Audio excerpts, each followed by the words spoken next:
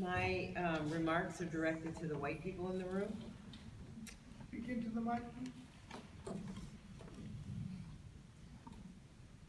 Can you hear me now? Closer. Now can you hear me? Yeah? This one's higher. Okay. Can you hear me? Yeah. Yeah. Okay, good. My remarks are directed to the white people in the room. Now, many of you are on the precipice, experiencing dehumanization, degradation, premature death, and soteriological insecurity. Now, your factories have shut down because industrial capital is not your daddy. Your people are overdosing and dying like flies because big pharma is your daddy. Now, you are sliding down, down, down below the glitter and glamour of whiteness. You thought that deal was going to save your ass, but pay close attention. The chimera of whiteness was nothing more than a trick executed by the bloody hands of white capital. To procure free, cheap, and degraded labor, they propped you up with myths of superiority. They created a vortex of violence that undergirds your civil society and your American dreams. Your white picket fences were really barbed wire. Your apple pie was poisoned by pesticides and the trauma of slave and near slave labor. Your excessive desire choked the rivers with filth and smothered the air with toxic dirt. But you persisted in your myths. You clung to the apotheosis of your mediocrity, hoarding the wealth created by my ancestors, and turning a willfully blind eye to the systematic genocide, state-sanctioned and extra-legal murder, and the maelstrom of quotidian violence. But now, they are coming for you. What do? Do you cling to your whiteness, to your false and shaky privilege? Or do you lay your body on the line and resist? It is up to you. It is up to you. White supremacy and capitalism were joined from the beginning.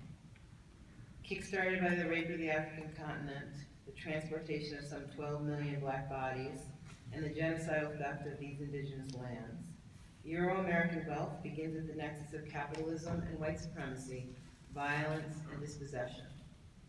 The white man who wrote the U.S. Constitution evaded recognition that slavery was foundational to the U.S. politically, economically, and socioculturally.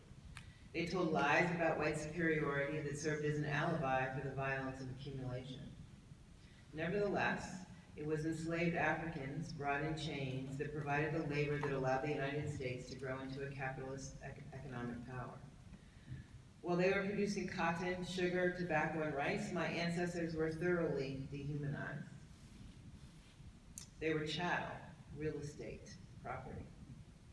They were bought and sold, yielding profit for slave owners and a host of allied industries, including southern merchants who supplied food and clothing to slave owners, railroad and ship owners who transported slaves, northern banks that handled the exchange of money, and northern insurance companies covering slave owners' investments.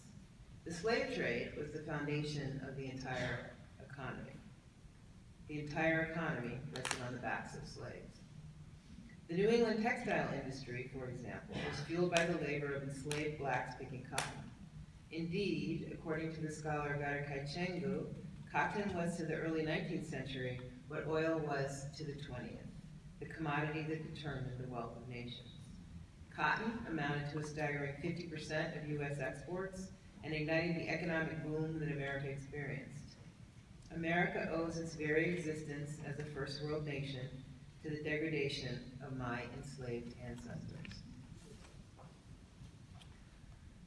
From the beginning, white supremacy and capitalism depended upon the relation of terror.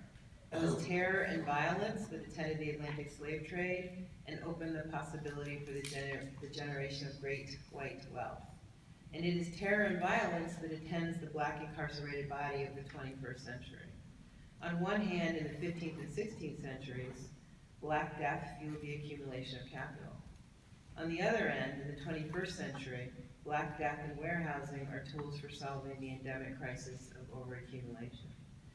The point is that it is upon the dead and debilitated black body that your white culture, society, and political economy rises.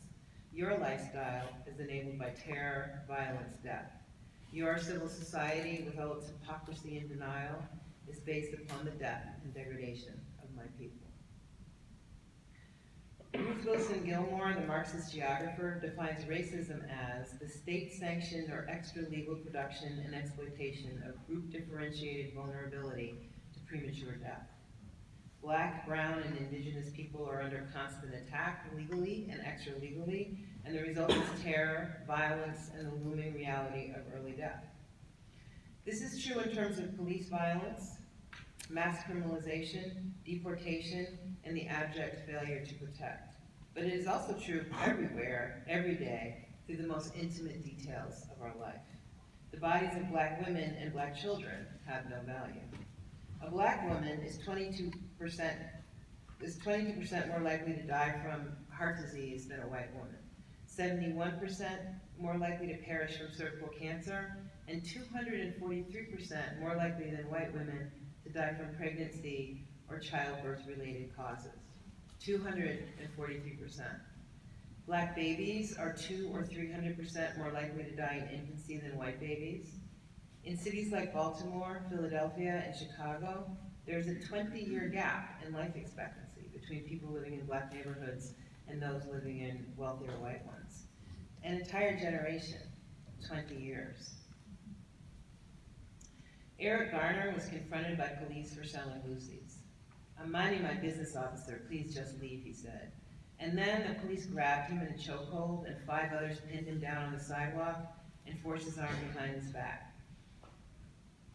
"I can't breathe," Eric Garner said 11 times, and he died. 3 years later, Eric Garner's warrior daughter, Erica Garner, died. She died of heart failure after a severe asthma attack and after 3 years of waging intense battles seeking justice for her father. "Why have no police been convicted or sent to jail for killing Black men?" she demanded. "Why do police departments possess tactical military equipment that make community protest routes resemble war zones?" In an interview 2 days before she died, Erica Garner said this: "My father died on national TV. I had to see him die on national TV. I felt the same pain my father felt on that day when he was screaming, 'I can't breathe.' He was saying he was tired of being harassed, tired of being arrested, his money being stolen from him. I'm not giving up, and this is the fight. I'm in this fight forever. We deserve justice." Forever was short, though, because Erica died. Death at the hands of police, death by the weight of oppression and grief. Either way, Erica and her father died prematurely, caught in the vortex of terror and violence that completely defines this space called America. I turn to George Jackson, author, theorist, and revolutionary, who thought and wrote brilliantly about what it means to be human in a world that wants you dead. Jackson was very clear that white supremacist monopoly capital would not be defined away with peaceful protest. The argument that the prestige of power will let itself be educated away is too idiotic to be allowed to stand. Waiting for power to move to its inevitable collapse is suicidal for all concerned, he wrote. Jackson's exploration of the meaning of revolutionary violence centered on exposing the brutality and repression that keep the U.S. intact. To expose the terms that white supremacist monopoly capital rule is predicated on, Jackson believed in the sacrifice of an armed revolutionary vanguard. What he so clearly articulated was that armed revolution or not, we are sacrificed.